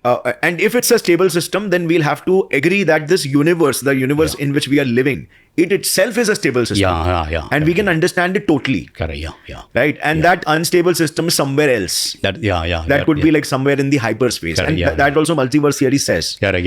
Only our universe is kind of special. Correct. Yeah. Wherein like everything, every element is there in the right proportion. Yeah. Just so that we could survive. Correct. Yeah. So I believe like when we do science as well, like many times our perspective is very skewed towards humanity. Exactly. Yeah. Like we think from humans' perspective of what is stable and what is unstable, because like universe as in itself doesn't have any meaning or definition. Yeah. Correct. Yeah. I think it's all philosophical and deep, but it's very interesting. Yeah. To think about. Basically, philosophical thinking only started about the universe. Exactly. Okay, so that only now slowly we are leading into connecting the observation versus science. Right. I think it started as a philosophy only. Yes. Absolutely, so, like, no doubt. Yeah. I think before Newton there was just philosophy. Yeah, exactly. Right? Like what Newton was doing was also called natural sciences. Exactly. Yeah. And before all the I think Aristotle was arguably the first philosopher. Correct. Yeah. Who questioned that in the West I'm talking about. In India there could be other people as well, but in the West who said that hey, why not approach it from a strict methodology where we need evidence to prove the claim. Correct. Yeah. So we're approaching a problem in a systematic way. I think that is the philosophy only started that way. Right. That translates into subsequently as a present day science. That's that. Okay. So what feeling do you have of the string field theory? Because string field theory, they say that it is able to so it has some added dimensions just so that the calculations could fit. But they say it is it is undergoing great advancements. Yeah. It's just that we need a lot of processing capacity. Because it's mathematics on steroids. Yeah. So do you believe string field theory? No, that's what too early to tell to connect it. But definitely the advancements, if it comes, probably we will able to connect it there. But it has some lights. But we have to see now further how it moves about. Yeah. We've had one of the greatest scientists from India as well. Okay. Dr. Singh. Okay. Yeah. So he was awarded I think $2 million prize from the Western countries for his. I can imagine the calculations and everything would be crazy. Yeah. Because you are going more fundamental than the fundamental particles. Correct. Yeah. Like the fundamental reality strings, they say. Correct. Yeah. And based on the harmonics of the string, there are certain vibrations taking place. Yeah. You try to explain. Which looks. Which get their properties and all that stuff, and then they behave like fundamental particles or forces of nature, whatever. Okay, yeah. It's crazy. Trying to connect it later to the macro level. That's very micro. Yeah. The calculations would be mind blowing. So, sir, I've been following you lately, and nowadays, since you have retired from ISRO, so you've been focusing a lot on conducting seminars in educational institutions, trying to promote science. Yeah. And especially getting more and more people into research field. Correct. So do you think we Indians could do something because I also run a science channel. So what part we can play so that ISRO and India becomes a space superpower? Yeah, I think this is time is very apt because that first industrial revolutions, India was not part of it. Right. Because of the colonial rule was there. But now when really the space is emerging, along with your other activities in this computers and AI activities. ITs, yeah. So putting the things together, I think India cannot be a mere spectator. Right. India has to play an active role, if possible a leading role. So because India is going to have a huge number of youth population and good number of people, I think, coming as engineers and scientists. So these will have, it gives an ample opportunity for them to be in this cutting edge technology to do it. And for that, I think a reasonably good initiative already in place. Indian Space Research Organization has done it. And now it's in industries also coming together. So both together, I think that the ecosystem is very, very emerging in a big way. Right. And when connecting these two things, definitely they can play a reasonably good role professionally. Right. And that will have a very good impact what they can deliver back to the nation. That is point one. Point two is need not be everyone to be in a space science. Right. Basically, science can be part and parcel of their real life. Yes. Okay. And that is basically, today it's all the more important because science is all about observing and understanding Mindset. what's going on. It's a framework. Exactly. That will help individual to be a meaningful person in the society, Right. to be a meaningful person what he pursues. That will enable him to understand what is going to be the future in his field, Right. and how he can be get ready for himself towards that. Exactly. And definitely, because this is also research to understand what his field is, Yeah. and how the field is going to move forward, Right. and how he can be relevant for that, what he can contribute for that. Right. I think it is also more important. Beyond all these things, for him to get a true picture of what's going around. This is also all the more important in this social media exploration coming in so many ways. Exactly. Okay, Yeah. so it is basically the way of living itself is science called for today. Right. Okay, your life cannot be left with somebody else. Exactly. Your life should be your life. For your life to be your life, I think scientific outlook is very, very, very important. Right. That may turn out to be yourself a space scientist tomorrow, or a social scientist tomorrow, or any other scientist tomorrow. And in your field, you can be scientist. So that means, I think there is every reason for every one of the Indian to be a scientist, scientific outlook, scientific temper, which our constitution has told. I think, compared to any other time, I think this is a time it's very much needed. I think towards that, we have been basically, I studied in science, and science made my life, and science made my name, and science given me some my own address recognition.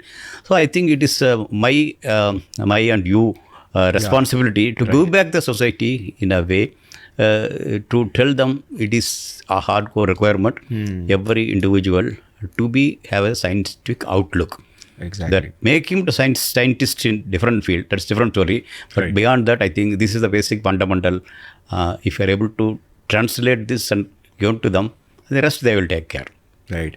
So I also believe, sir, that if you develop a scientific outlook, in the worst case, you will at least be able to direct your life in the right direction. Right direction. Yeah, that is other more important. Yeah, because there is so much noise today. Yeah, like in exactly. social media, Yeah. everybody is trying to put an identity on you, Yeah. which they are and which you are not. Exactly. Yeah. So from this noise, how are you able to find your own voice? Exactly. Your individuality. Individuality. Yeah, that's very much required. Right. And science is that greatly helps Exactly, in exactly, that. And exactly. this was like if I tell my personal story, then it also played a huge role in helping me understand my voice. Yeah, exactly. Yeah. Because I was a person who was bad at academics, but good at questioning. Yeah. Everything. Yeah. Like how academic this works. as defined that day. Yeah, as defined as that day. Yeah. That's also science. Right. Today, you look at here, academy also needs to be updated. I think that is a very, very urge of that,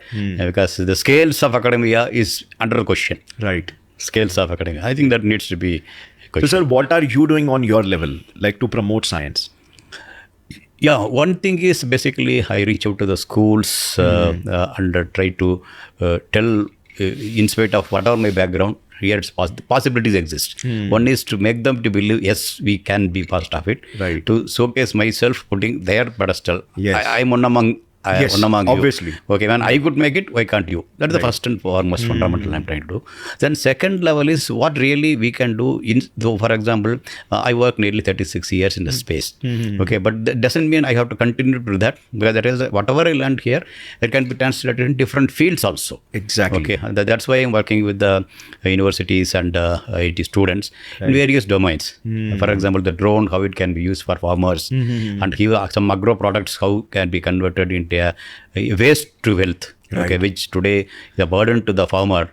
Some of the after harvesting is struggling. Banana stem. The banana stem is one thing. Banana being harvested, banana being cultivated for the fruits. But after its harvesting, the banana stem is a waste. Right. And today farmer is struggling to how to get rid of that. Now we are coming out to the solution, and this stem could be taken back, and in a centralized place, it can value addition. It can give a good amount of organic nutrient back to the earth itself. And that we are trying to connect to through a drone set of drones, and that can very, very scientifically correct amount it can spray to the specific to the system. Right. For example, there are people will tell general medicine was considered to be once upon a time. Now you need a personalized medicine. Right. Personalized tonic, depending upon each person's Constituent yeah. body. Similarly, I think we have come out with nearly 15 different types of organic minerals. That means potato may be different, tomato can be different, sugar can be different, but each one of them per acre, some 1 liter if you swale, nearly 20 to 30% of the yield we are able to improve upon. Okay, and that yield also will be more of organic rather than today relying chemical. So that will make it some of the places where the lands have lost its fertility, it can be brought back and the yield can be improved upon. So that means the whole thing, whatever going a waste, it is becoming back to the wealth, to the where we are trying to give. So that way, a couple of activities. Then beyond that, you look at healthcare also needs some attention. Right. And especially India, now the standard of living going on and people's longevities keep improving and making the people in a very, very care way it's called for. And towards that, yes, India has a good number of surgeons, but still it can be multiplied using the robotic surgery system. Right. That means even the longevity of the surgeon can be improved. Okay, 75-year-old surgeon, still he can do a surgery. Yes. So the longevity of surgeon also we can improve. And there is a possibility he can do a surgery in a remote place also. He can sit in one place. Right. So this sort of solutions now we are trying to do it within India with an affordable price. So now we have shown to the world we can make the our space program affordable. Then why not this sort of things New today is not innovations. Innovation. So like that, I think we are what all the experience and expertise I gained back into the space arena. I'm trying to see how it can be nurtured and how it can be mentored such that various fields we can do it. Beyond trying to tell the outreach programs, the students, that way I'm trying to do that. And even, for example, we are making an effort in Tamil Nadu, probably nationally also we can do it. I am a trustee of the American India Foundation. It has a presence around 22 states. And the idea is the digital equalization. That means even though we are improving digitally, it is not equalized across the people and the entire country. So how to make that in the school level itself. Let us not wait up to him to come to the college. For example, school level itself, you can identify a chess player. He can be a world-class chess. One sportsman you identify, you can do that. Right. A cricketer you identify, he can do that. Yes. One drawing or lyric, he can come. Why can't a scientist can be made like that? Exactly. Okay. It's possible for us to identify early in stage itself his talents and nurture him. I think every district level possible of the science equalization centers we are trying to bring in that.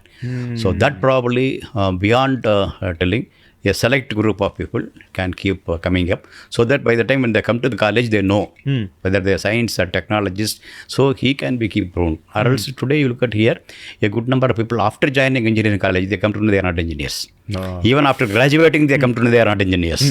Okay, so that probably we can correct it and we can make the things. And that coupling with the new education policy. Exactly. Go along with. So that way I'm trying to connect the various things together.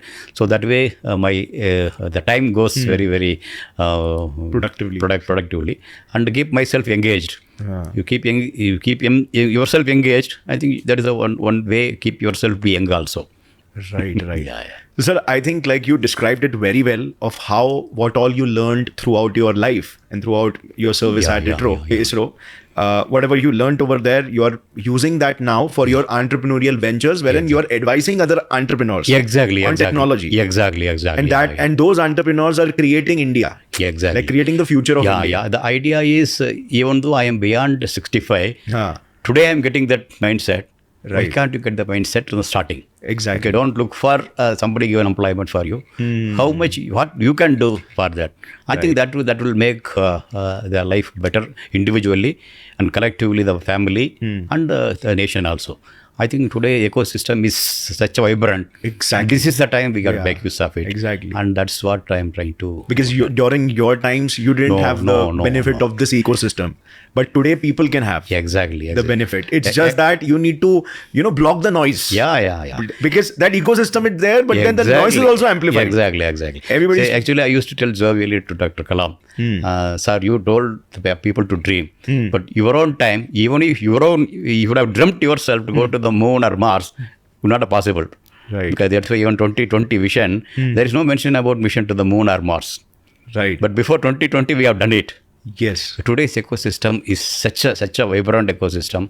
So that way, I think it's a really dream world for the people, Indians, to harness this. I think exactly. it's the time. And this was one of the facts that I had realized during my initial days. So I realized that, oh, hey, today you can literally ask any question and you get a bunch of answers on Google and it is up to you what answer you take. Exactly. So you do your own research. Information is at your fingertips. Yeah. So why are not people asking the questions? Why are not they researching and, trying to direct their lives in the right place? So I believe we are lucky. We definitely are lucky. Today ChatGPT has come, tomorrow something will come. Keep wandering. Yeah. So I think this is the best time. Best time. Up till now. And the future is going to be even better. So we would be jealous of our new generation. Exactly. Oh, hey, you are so lucky. Yeah. Absolutely. So I have seen when I joined ISRO, ISRO itself didn't have a computer. We used to have a part-time use IISc as a computer. Okay. That too, your punched cards will go to there. Evening, I will get a result. Okay. And today, you look at here, whatever we have in our the systems is something most advanced. So that way, I think this generation is a really gifted generation. I can tell. Right. So no complaints, guys, of not being able to give your best. And becoming your best. Because you can, this is every part of their life they can enjoy and do well. I think that's the real think of that. Say, even today I'm feeling it's much more energized looking at the world. So the younger generation looking at ahead of their future, how they can do, what they can do is beyond the sky. I believe younger generations need to give a little titsy-bitsy more attention towards science and other knowledgeable fields apart from the entertainment thing. For a little while, they should keep that aside and just focus on gaining knowledge. And then the path would start unfolding all by itself. But the thing is, because there is so much knowledge, there is also so much distraction. In today's days, there are companies spending billions of dollars to get and retain your attention. Attention has become the costliest currency today. So it's a double-edged sword, right? So all you need to do is block that noise, I believe. So like talking about future. Now, Elon Musk right now, he's crazy about getting as fast as we can on moon. So do you think like within our generations itself or within your generation itself, you would be able to go to moon? Mars, sorry. Moon definitely it will happen. Moon definitely will but happen. Mars, because, Mars colonization. The moon is concerned, definitely International Lunar Space Station I'm advocating. Okay. Lunar Space Station, not the nearby Earth. So that I think the finite possibility may happen after the Artemis program. Okay. Possibility exists. So then keeping the moon as outpost, reaching a Mars will be much easier. Much relatively simpler also. Okay. And leaving alone that, definitely Elon Musk's that idea of refueling en route and his reusable launch vehicles, whatever is brought, and the human-rated systems. I think if connecting all these things, I see that a finite possibility to the Mars is a very feasible situation. And I also had the chance to interact with a good number of youngsters who have registered their names one-way trip to the Mars. Okay, because they want to be pioneers after going to the Mars and setting up the colonies and ready for the next generation to come. So there is another thinking also going on. So that means then we jovially were discussing. I asked them. We also came as one-way trip only to this world. Correct, no? So at least you have one chance to go to the other planet, and people are getting ready that way. I think that way. Look at here, the interest and the technology development. Gaps looks like that it's narrowing down.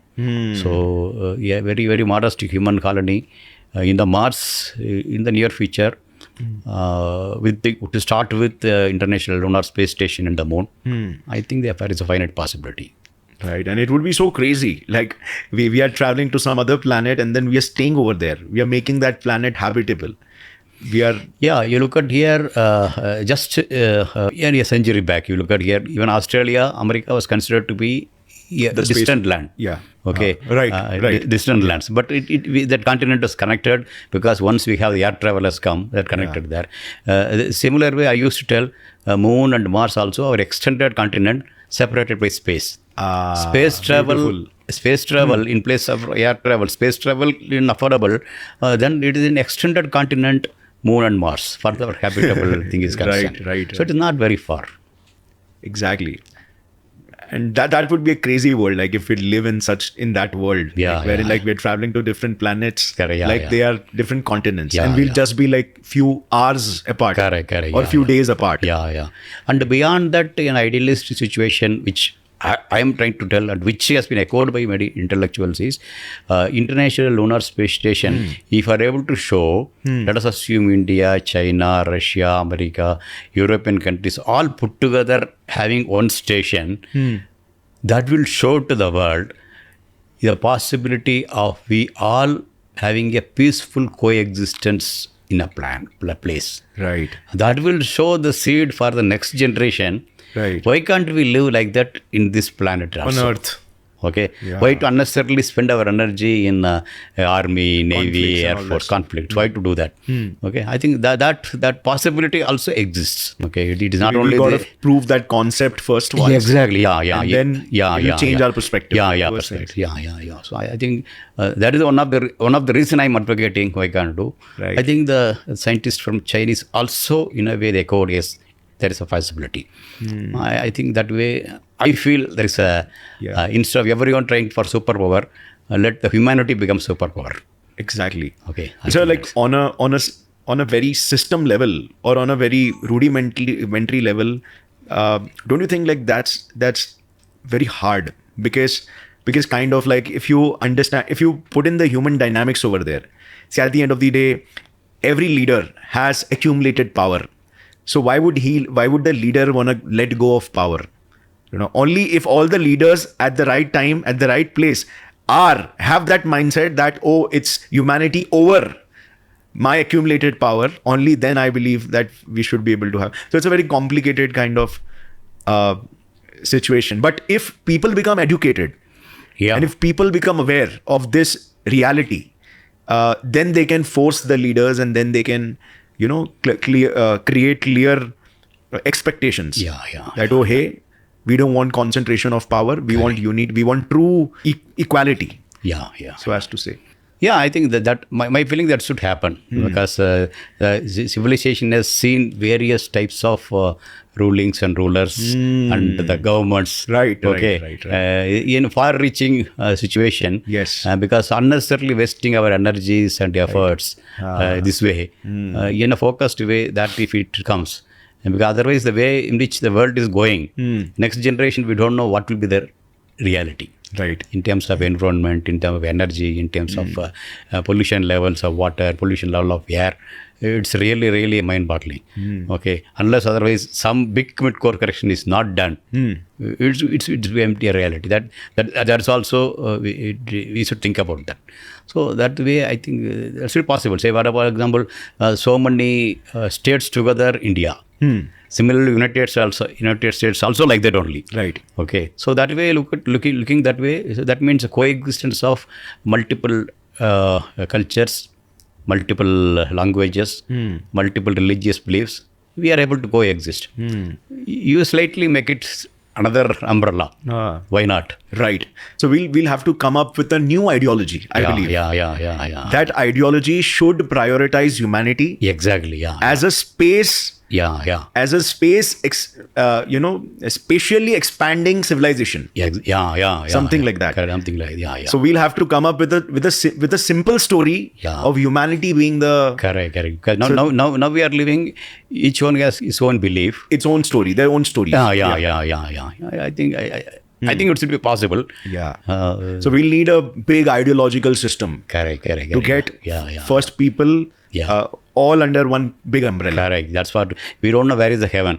Right. Why can't we make this earth as a heaven? Exactly. That is actually when you have that ideology, you are able to bring that. I think this is a wonderful place to live in a very, very harmonious life. And I think that's the So, sir, there's one question over here.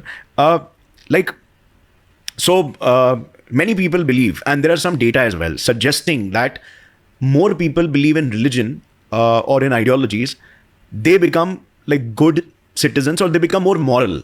Okay. There's a slight kind of correlation, very slight. It's not major, it's very slight. Yeah. And that too, this correlation has been seen in population which is uneducated, mostly. Correct. So in uneducated population, if people believe in gods, then they become a little more moral. But in educated population, there's no strong correlation. So for instance, like countries like Sweden and other Scandinavian countries, they are atheist. But then the quality of life and the crime rates, quality of life is high and crime rate is all time low. Okay. Right. So do you believe that becoming scientific and becoming very rational could actually help humans become more moral and become more considerate of each other's feelings and each other's well-being? Exactly. What I mean is that way only. Basically, what I feel is once you are educated and along with that, this also connected there, definitely he feels the way in which he negotiates with the person, he negotiates with getting the feelings of others. I think that will come more and more nurtured. And along with that, this global phenomenon also, if you try to encapsulate together, definitely the humanity of the future, where the more people are educated and good scientific temper is prevailing with them, and look for a harmonious life rather than the conflict. Right. I think that is what people think about that way. Definitely, that is the world. Right. I think if you look at there, many of the prophets were looking for that. Right. But though it got diverted, but every one of them were trying to starting from Buddha. Looking for a peaceful coexistence. Exactly. Peaceful coexistence is the real meaning of the life. Then it will makes your life more purposeful. So I think And sir, it is the sole reason why we humans as a species were able to advance so much. Exactly. So for example, in your situation, you are leading a team of so many people. If there is no cooperation, then how can the mission be successful? Cannot be. Exactly. So sir, that is why I believe like this, and that I think that unifying everybody under one umbrella sounds like good, but it also sounds kind of a little bit utopian. That time will tell, because we don't know how we don't know. I agree. We don't. Because systems have changed. So earlier we used to have despots and tyrants as the kings. And now we have democracy. Right. Why? My own day, a landlord who is having a telephone in house is supposed to be big man. So we all thought only big man only can have a phone connectivity. Right. Big man only can have a TV. Okay. Big man only can have a car. Right. Big man only can travel in the air. But today you think about the whole thing got shattered. Right. Okay. It is become almost everyone can have everything. So then why not this way of fragmented mentality? Right. Okay. I think it's a larger perspective is possible. So do you believe at the very core, like every human being is somewhat looking for similar kind of values or ambitions, like with respect to their lives? So in a sense, because if you're looking for this harmonious society, so we'll also have to take care of the needs of the people. Because that society would protect the needs. Correct. But many times needs are very subjective. So for instance, like somebody could believe that a certain thing has value, and somebody could believe certain thing doesn't have value. So if we put one, if we create one unified umbrella that humanity should be like this, and that would be based on the fundamentals of what is required for a human being to live a happy and fulfilled life. So do you think there would still be people who would not fit in that framework? So for instance, like let's say today people have different ideologies. So if I don't like a particular ideology, I can shift to some other ideology, whichever I find suits me. But if we are trying to unify humans in one ideology. Okay. They need not be. That's what I'm telling. For example, you look at India. India has so many dialects, so many languages, so many religious beliefs. Still we coexist. We are one integral part, and we are already 75 years completed, and we are going strong and strong and strong.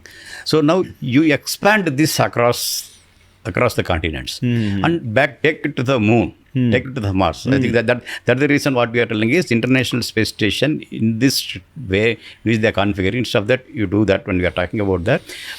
This is one such thing is probably you can have different beliefs. Right. Okay. You can have different beliefs. Yes. But still, you are the common goal is a big humanity living in a harmonious life. Exactly. I think that is the thing. So you are eating will be different. Yes. You have your own cooking thing. You have your own dress. You can have your own way of hairstyle. You can you can have your own whatever way. makes you happy. Whatever makes you happy. But when you are coming to the common thing, common objective. I think it should be a full humanity. Right. Rather than my country, my state, my family, like that. I think that this one only have to keep going up. Now we have come to the level of nation. Right. Okay. This nation has to be brought up. Right. Okay. When the yoga, now you look at here across the world, yoga day is coming. Yes. Yoga, people believe. Yes. Okay. Similarly, you make this harmonious life across humanity. I think that is if you think, because otherwise everyone going to suffer. I think that is the main crux of that. Yes. For example, when it goes all the way, there is every possibility scientifically when we talk about here, the fusion-based reactors when we talk about here. Okay. So that is no single country alone cannot do it. Right. It calls for a good number of other people together. Exactly. So that can give, if everybody work together, it can give a very clean possible energy resource in the long run. Right. Okay. That is in a way it's possible. That means you generate some form of multiple suns here itself. It's in smaller tiny suns. So that is a possibility exists. But for that to happen, something has to go to the moon or Mars, something like that. So you connect it in a bigger umbrella, but with the human objective. Right. And those human objectives could be derived from science. Exactly. Of what makes a person's life happy and fulfilled. You shift a religion or language to science. Right. Okay, that's why I'm told. Fundamental thing is scientific temper, scientific way of doing. Yeah. So that's being a part of the thing. So you all harmonize the people under the science. Okay, and that way you took it here. You cannot differentiate these things. You will harmonize in a better way. Yeah. So that is what I'm telling about. Today you look at here. Whatever said and done, though it's a government of India organization, ISRO is one of the island of center of excellence. It's still an island. Okay. Now, in the name of privatization, we are trying to see this the system is providing across India. Right. It's not only just privatization. Is it possible to infuse this ideology, this harmonizing team effort, this working for a common goal, the team working for a common goal, that I think is the backbone of the whole idea. When Prime Minister wants these things to go, it is like, anyhow, I'm going to talking in schools. More than that, if you are able to make forward this discipline into the industry, that is another way of inculcating that something called island going across India. So now I'm telling about you take it away, take it to the next level. May not be within one country. Instead of one country, UN maybe New York. Instead of that, you make it everything at the moon. So it is common to all the countries. Right. Absolutely. So once we are in moon, like we can create the main kind of the head body over there, and then that governs the entire Earth. Right? And that believes in equality and all the. Instead of controlling that will make a simplest and idealistic community there. Okay. So prototype of. Okay. Prototype. What I'm like is prototype. You can leave everybody. Okay. Every continent, people can go. Few and people live. from there. Live there, and don't separate yourself. Right. Don't put the borders, this Indian border, Chinese border, American border. Don't put. You live together. Right. Okay. Then is it possible to some sort of infection from there to back to Earth? So, sir, like we have a similar place. I'm forgetting its name. It's somewhere in the south. Auroville. Aurobind, yeah, right. I know. Aurobind. You went there? I started my life there only. Oh. My initial few. And do you think that works on a scientific perspective? that should work? Oh. Awesome. Yeah. Right. We just need to aggregate that. Exactly. Actually, they are actually two of the professionals who came, one from Intel and someone somewhere. They started an R&D company there. Initial my work was there only. Okay. In Pondicherry only. I was working there only. So it's really an idealistic place, but it's happening. But the idea is that could have gone a big way. Right. But instead of that idea, I'm telling, let it happen in the name of science there. Yes. Okay. Yes, So that way. there is a lot of resistance which it will have to face in order for it to scale. Correct. Yeah. Because like there are lots of people who have accumulated power and they are not wanting to give, and it's a human tendency. It's human. Right? If like I were in that place, so I might also be in that situation wherein like I've gotten like but then at that point we'll have to realize that for the goodness of humanity. Like this. So that is one thing. Second thing is, for example, for anything you do, there is a time required. After time, ecosystem is required. Yes. Okay. Yes. For example, Iridium is a technically very good constellation for the low Earth communication, but they didn't click. But today, Starlink and OneWeb is going to come in a big way. Okay. Time has come. But today, affordability that people are doing, it's working there. So sometimes you need a time. When the time is right, things would automatically unfold. Exactly.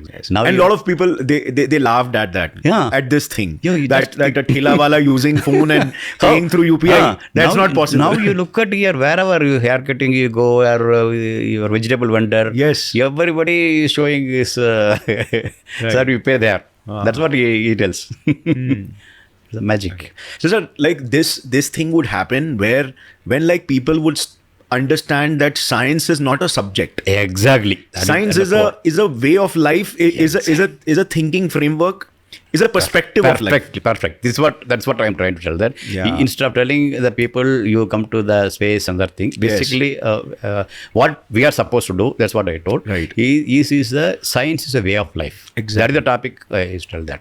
It is nothing else, because your own making your own life meaningful. Right. Today science is a way of life, starting from interpreting what is happening today to all the way to what is your future in your own profession. How you want to create your own future. How do you engineer your own future and the future of humanity at large. Exactly. Right. So one is science is a way of life, and you can engineer your own life.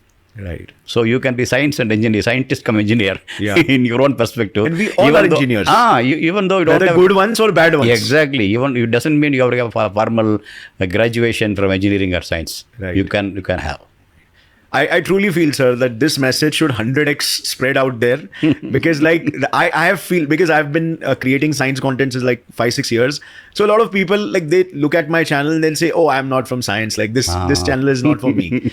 Like, but it's because of the colonial mindset, like they have segregated everything in such a way that compartmentalize. You are commerce, your arts, your science. You don't have anything to do with science. It is absolutely not right. Not right. Because I feel everyone is an engineer. For that, he has science outlook. With the science outlook, you can engineer your own life. Right. It is as simple as that. Right. You don't have a science outlook, even though you are a scientist, no meaning. Yeah. Even though you don't have a science outlook, even though you're an engineer, you are no meaning. Yeah. Okay, you may make your gadget. That's it. Yeah. But that doesn't make anything. Otherwise, you would be used as an engineer for some other person's project. Exactly. Yeah. Right. So that's exactly. That's the thing. So ultimately, somebody make use of you. That is a different thing. Right. But here, your life should be in your hand. Right. For that, science is the way of life to enable you to engineer your life. As simple as that. Right. So, sir, thank you for sharing all the valuable insights about ISRO and everything. It was really a pleasure meeting you. I hope if you get some time in the future, we might as well have another conversation regarding this. Sure. And thank you so much, sir, for joining us. Welcome.